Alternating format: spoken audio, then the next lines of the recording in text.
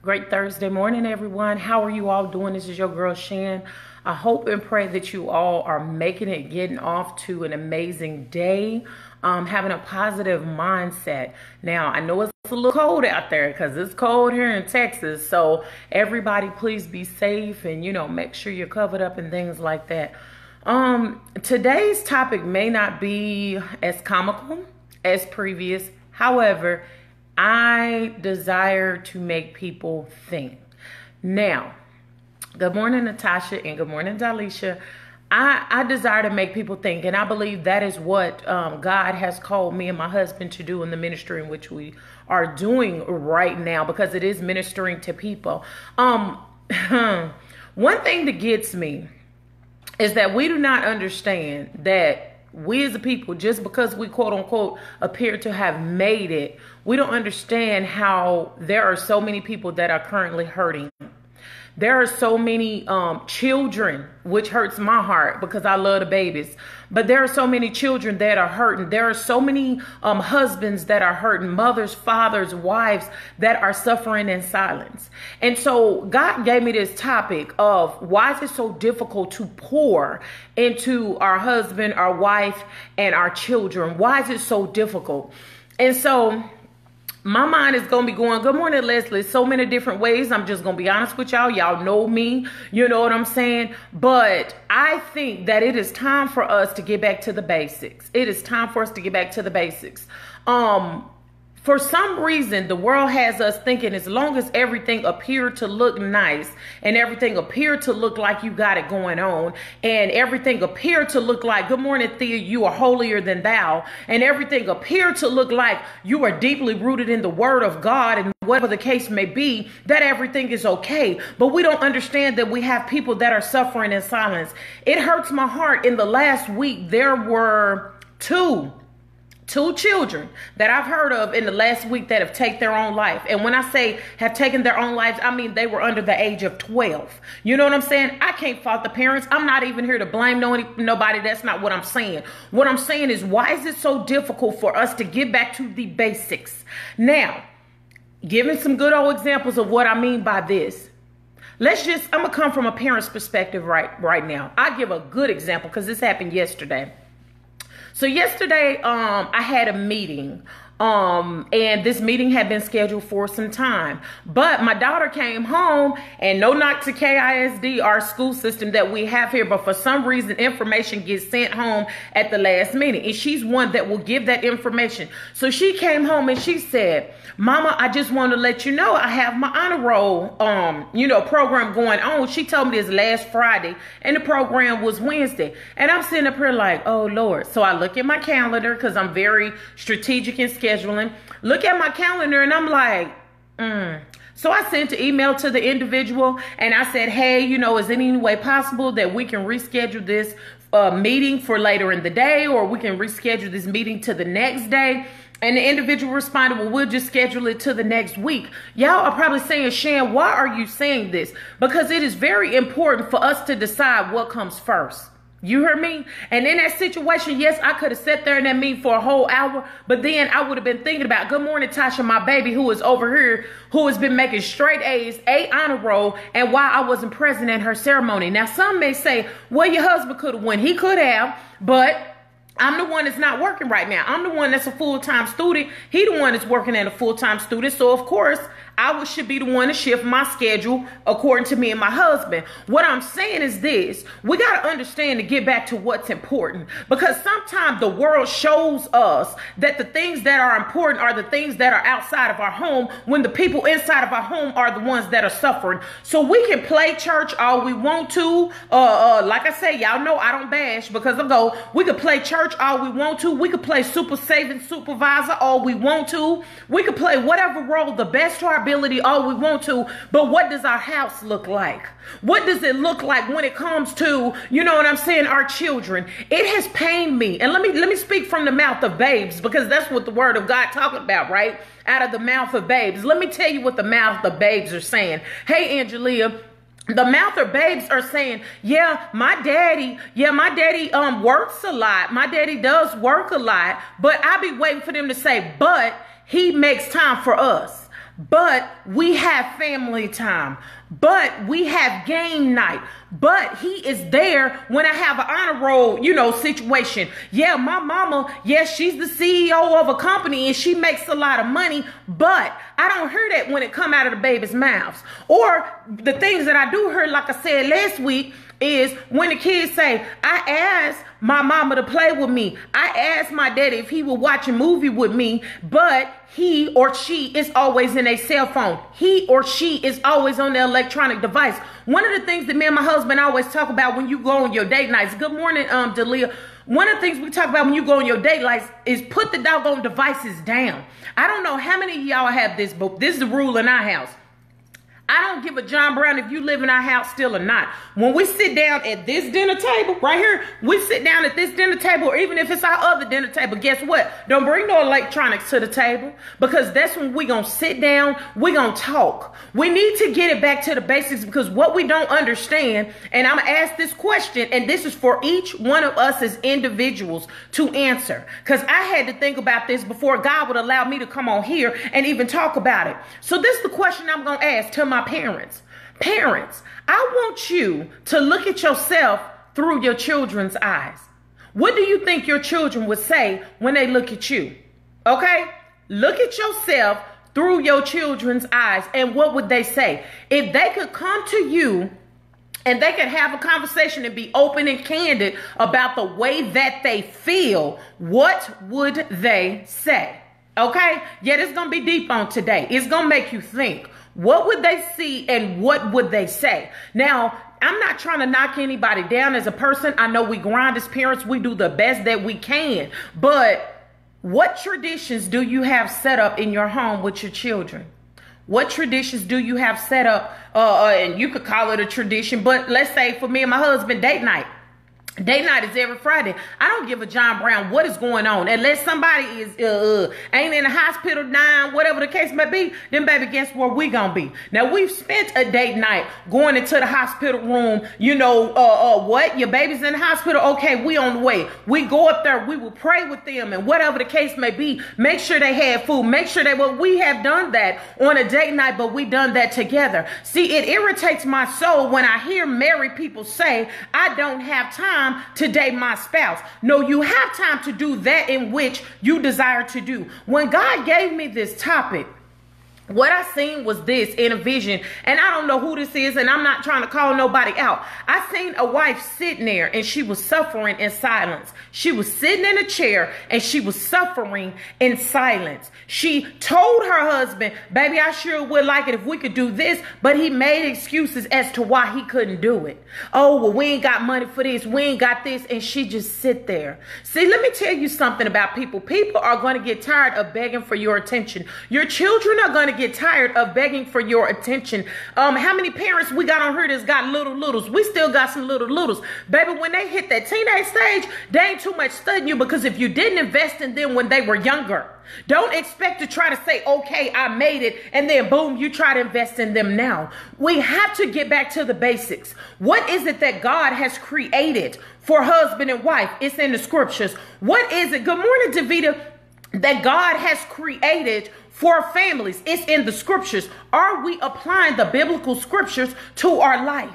And if we sit up and we say, I hear parents say this, well, my kids, they so withdrawn. They don't want, I ask them what's wrong. They don't want to talk to me. Ask yourself, what are you sowing and depositing? Good morning, Miss Bernadette, into your children. What are you sowing and depositing into your family? I'm going to give a good example, okay? I have my beautiful little sister that's listening to this right now, okay? And she'll tell you the truth and what I'm saying.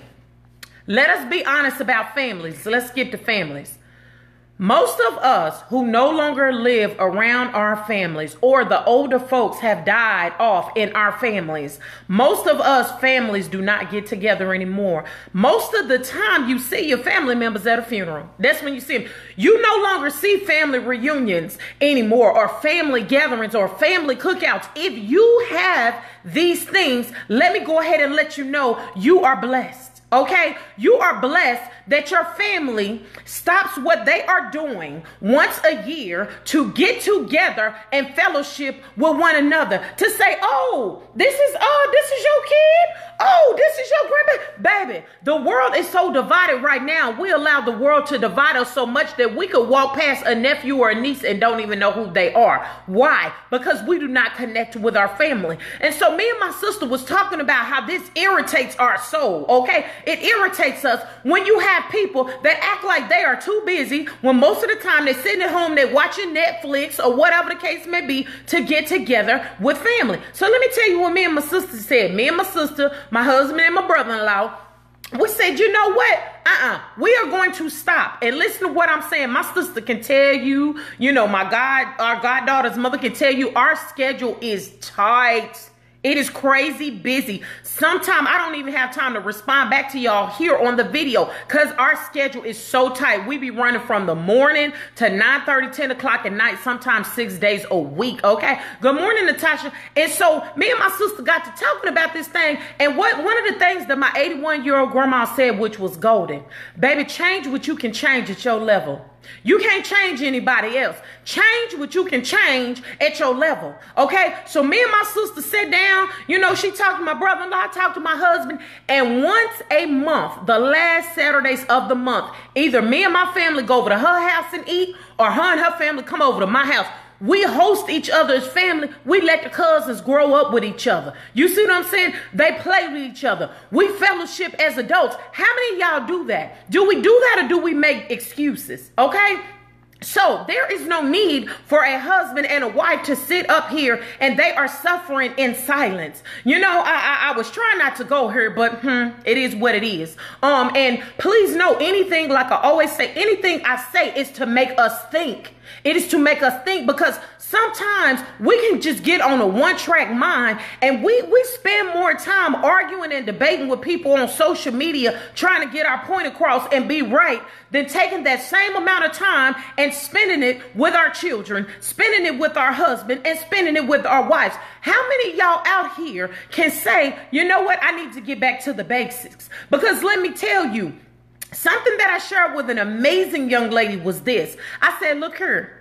I said, when God drops in your spirit for you to do something, God says, stop what you're doing and spend more time with your husband. Stop what you're doing and spend more time with your child. I need you to stop. Spend more time with your family, effective immediately. See, God gives us warning before destruction. I believe that in my heart. And so I told her and I shared with her, I disclosed a little bit. I said, you know what, baby? I was running and doing, me and my husband, we was doing for people in the community. We had a business. We was doing all this stuff. Don't get me wrong. We were doing amazing things. I said, but when you don't listen to that voice, when you don't listen, feel that unction that's inside of you, when you don't listen to the Holy Spirit that's telling you you need to slow down, I said, let me tell you what happened. You will get stopped. Okay, when you push your body 150 miles an hour and your body is saying, oh, I got aches here. Oh, I'm hurting right here. I'm telling you, something is saying you need to slow down, because when you carry so much stress inside your body, it starts to manifest itself on the outside of your body. It starts to manifest itself in a negative way. I got some nurses on here, a negative way, and display itself. Where are my nurse friends at? When your patients come in, they got high blood pressure, they're wrestling with migraine and everything like that. Baby, that stress that you're carrying within yourself, because even God on the seventh day rested. How much rest are you getting? How much rest are you getting with your family? How much rest are you getting with your husband or your wife? But see, it's so important for us to run after things of the world. I posted a post last night. Let me see what God gave me. He gave me something to the fact that people are selling their souls to be accepted by man. With this, what do you think God feel about that? People are selling their souls to be accepted by the people outside of their house instead of people inside of their house. It's time for us to get back to the place of reconnection, okay? It's time for us to show our children, and it's the little things. Let me tell you our little things right now.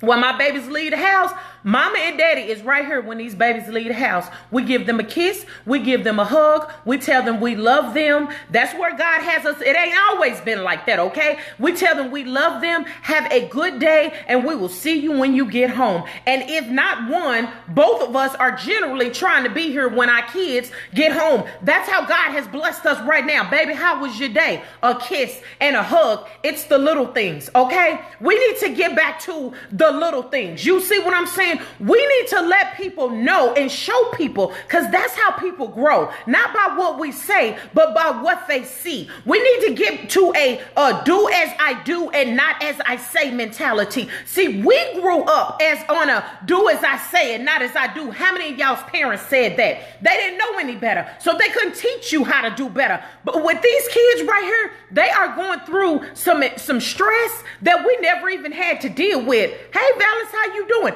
They're going through some stress that we never, and y'all probably saying, well, what these kids got to go through? They get everything they want. They spoil rotten and this and this and this. I don't care how much money that you funnel into a kid. You buy them the latest Jordans. You buy them the latest Fortnite game and all this other kind of stuff like that. Where is the time? Where is the LOVE and the TIME? We got to get back to the basics, because let me tell you, these kids are growing up. They are battling and warring within themselves at a young age, because this is one thing I remember my bishop saying, and I thank God for that awesome man of God that we came under in Fort Campbell, Kentucky.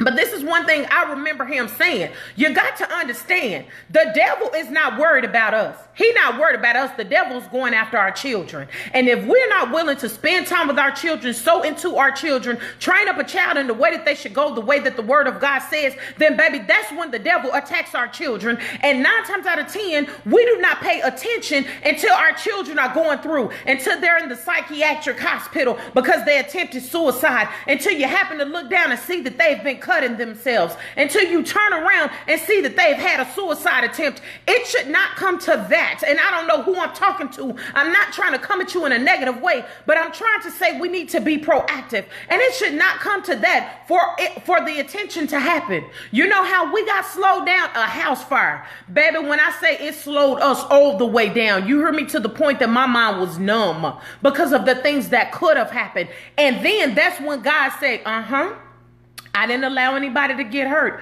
I need you to learn from this. I slowed y'all down for a reason. See, we don't want our bodies to shut down in order for God to slow us down. See, a lot of times we think it's the attack of the enemy. When we had that house fire, I know most people was thinking, oh, that was the attack of the devil. No, it wasn't. Because yes, we lost material possessions. But let me tell you about God. God had everybody strategically placed to help us, pour into us, minister to us. We didn't lose a life. Everything that we had was able to be replaced. So that was God saying, I need y'all to slow down, because in order for me to take you all to greater, you got to slow down and you got to rest. Some of y'all are not slowing down. You making that job your God, okay? You making church your God. I know that sounds crazy, but listen to what I'm saying. You're making it your God, and I'm about to lose a lot of people. You find yourself doing things just to be checking off the block. But guess who's hurting? Your first ministry.